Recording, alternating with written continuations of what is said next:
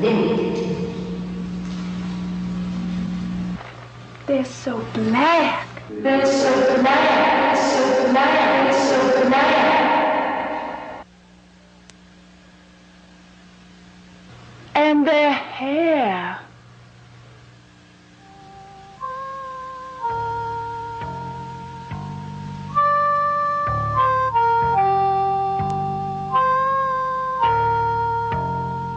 The African, totally removed from his homeland, totally severed from his culture, had nothing with which to defend himself against the brainwashing treatment he was being subjected to.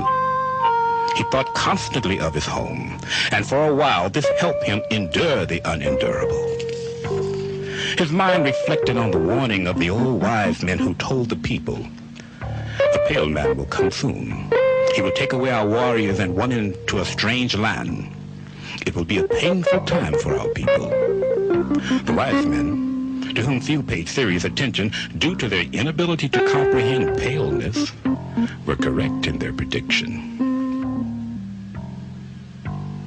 The slave, due to the subhuman treatment that he received, was a prime candidate for illness.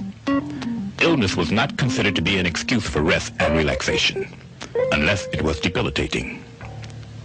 Many illnesses which were only painful, he suffered with a quiet courage that has been seldom publicized. Tetter was a scalp disease that afflicted him due to the unsanitary conditions of his environment.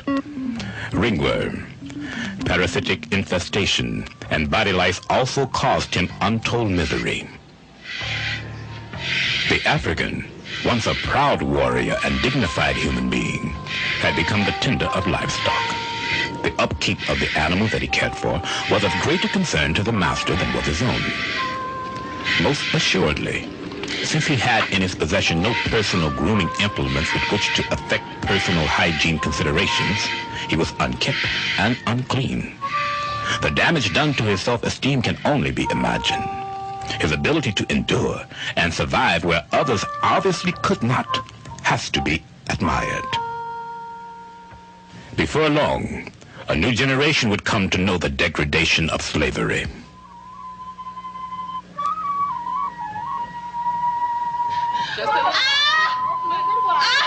This generation, the descendant of the African, did not possess the protective influence that one's own culture can provide. They would be born in slavery. Unlike the African who became a slave, they would know nothing but slavery. They would be slaves in mind, body, and spirit. The Tree of Life depicts a generation of blacks being supported by prior generations from which we draw our strength and endurance. No matter what we are called to suffer or overcome, we shall survive as a people.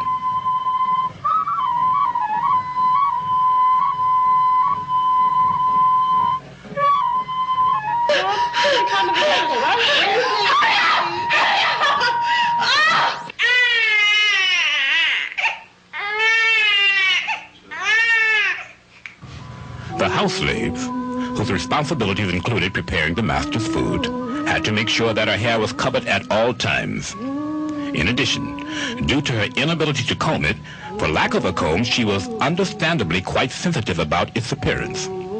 It was in this manner that the hair of the black woman disappeared from view until the latter part of the 19th century. Because of the semi-decent treatment that was afforded her, relative to that given the field slave, the house slave in time adopted an air of superiority when in the presence of field slaves.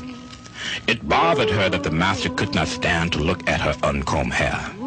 She made sure that he would never have to suffer that experience.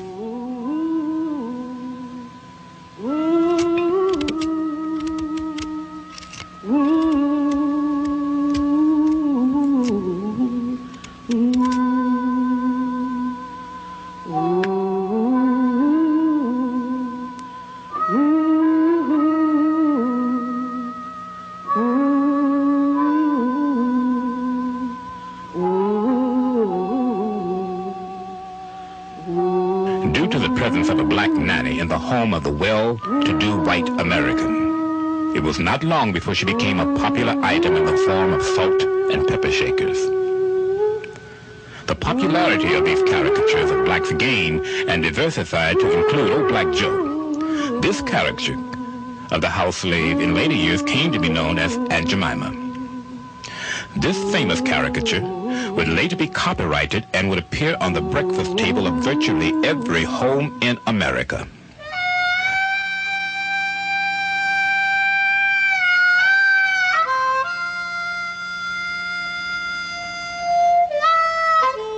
Other caricatures would depict blacks as a race of people with little drive and less intelligence. This boy playing his accordion, with his features exaggerated, gives one some insight to the way white America viewed blacks.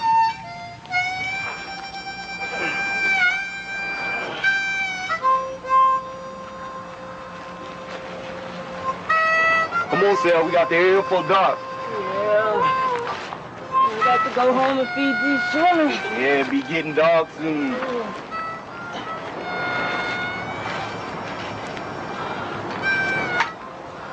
Come on, baby. Come on, boy. The field slave lived a life that was in marked contrast to that of the house slave. Laboring from sunup to sundown, he had little to stimulate his mind. His thought, action, and speech revolved around fulfilling the wishes of the master. Life for the field slave was one of perpetual drudgery and pain, and the only avenue of escape, death.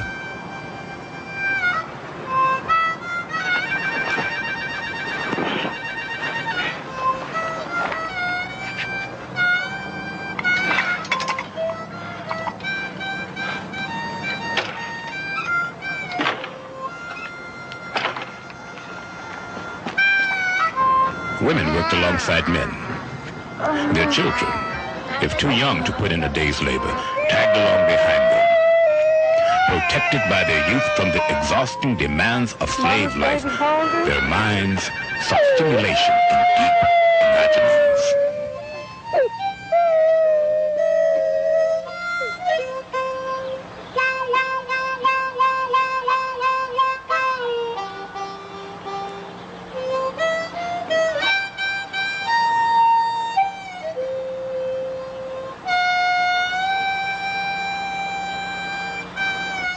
Black mothers, in noticing the bleaching effect that washing with strong lye soap had on their hands, began to apply lye soap to their children's faces in order to lighten their complexion.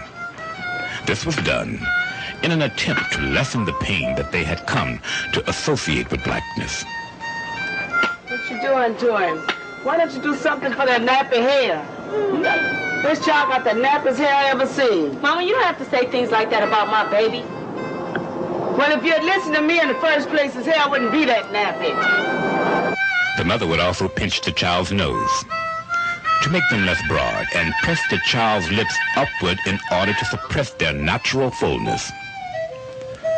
Thus, the African-American mother, engaged in the suppression of the child's natural features, was expressing a form of self-hatred and planting its seed in the mind of her child.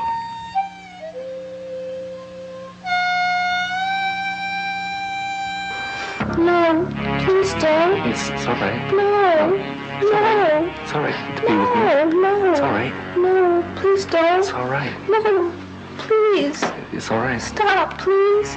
Stop, pretty please. Just stop. It's okay.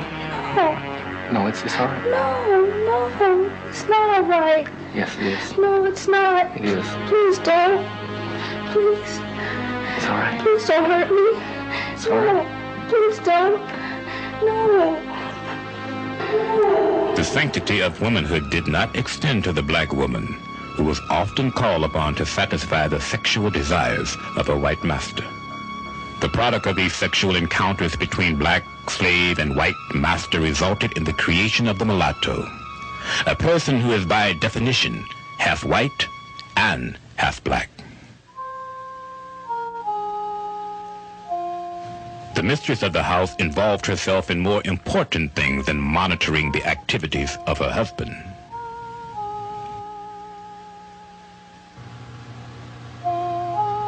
My skin's improving, don't you think?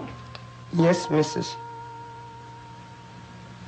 Deprived of their traditional comb, the black mother found grooming to be a difficult task for her and for her child.